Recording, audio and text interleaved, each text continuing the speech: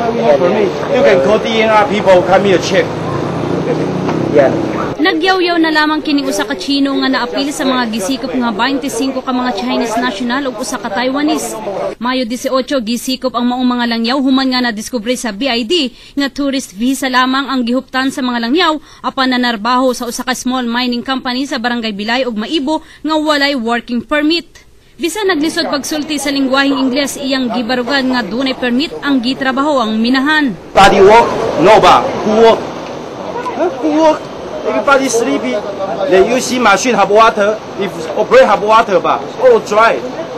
Then even CNRB every week go there check. We just stop. Gihatod na sa Butuan City Airport ang maong mga langyaw Huwebes sa udto. Kini aron i-turn over na sa national nga buhatan sa Bureau of Immigration and Deportation. Sumala sa usa ka ginsakupan sa BID ang main office na ang maghimo sa proseso alang sa deportasyon sa 26 ka mga langyaw. Samtang nalipay ang usa ka nireklamong residente dihang papauli na ang mga langyaw.